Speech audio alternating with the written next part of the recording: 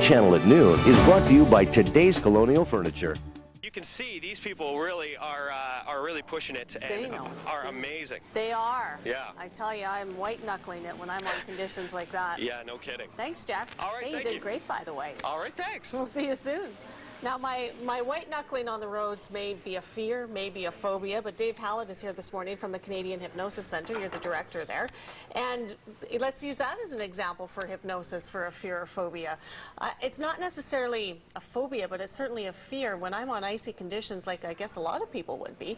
Is that innate, or is that a learned phobia that we've... Yeah, that's a hang-up, and we all develop, as you know, we develop patterns, and if somebody has a bad experience in an icy situation, or they're involved in an accident or something, for example, the next time that they go into a similar situation, they start worrying about it before it even happens, and that can become a phobia.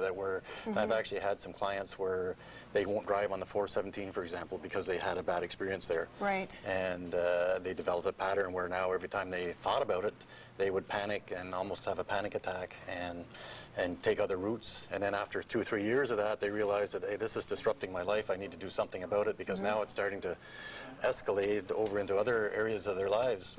So we need to break the pattern, and with hypnotherapy, you can do that quite easily. So it works? Oh, yeah. It works. We do a lot of fear of flying, too, as you can probably imagine. That's a common one, isn't it? Yeah. And people that have been afraid for years, we change their pattern and they go out and fly. I mean, they may have some anxiety, the same as we all have some apprehension, and that's a normal behavior for human beings. So for the most part, when we do have a fear or phobia, it stems from an incident. A bad incident. Usually. What about for folks who've never been on a plane and they just won't go and they'll never do it? Yeah, they've learned that from either their parents or a close friend or somebody else, or just what they've seen in the news. Yeah. You know, it's a learned behavior as well. I've heard that to be hypnotized, you have to be susceptible to getting hypnotized in the first place. Is that true? Does that make sense to you? Yes and no. Okay. Most people can be hypnotized as long as they have the ability to concentrate for 3 or 4 minutes. The key is they have to have the desire to be hypnotized. Like, I can't hypnotize you against your will, but if you had a specific thing that you wanted to address, then you're fully invested in the process. So as long as you can concentrate for a few minutes, then 99% of the population can be hypnotized. It can be done. If they choose to, yeah. Okay, so fears and phobias we've covered. What about stress? We all deal with daily stress in our lives, and sometimes it does overtake what we are doing. Yeah, stress is a response, an internal response to an external source. So, and we're all, our bodies are designed to fight stress. For example, when you're a teenager and you have that first big date, well, there's some stress, there's some anxiety happening there, and that's a good thing. It helps you to grow.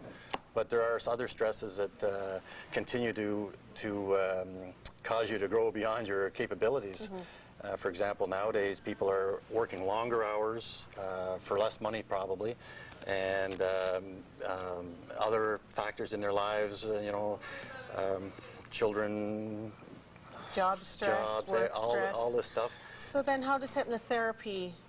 We can't change your job, but we can change your perception. We can change the way you think about these things so that you feel more calm and relaxed in the situation.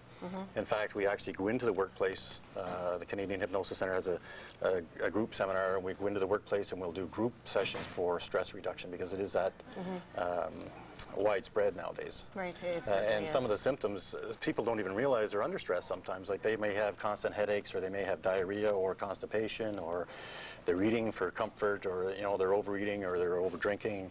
All these things are generally symptoms of stress. Stress manifests itself in many different ways, doesn't it? Yeah, for sure, yeah. Okay, well, if you want some more information, you can certainly contact the CanadianHypnosisCentre.com, the website, also phone number that was on your screen. All the information will also be on our website at achannel.ca. Dave, thank you for your time this morning. Oh, my pleasure, thank you. We'll see you again. Okay. Stay with 8 Channel Morning, a news update coming your way right after this.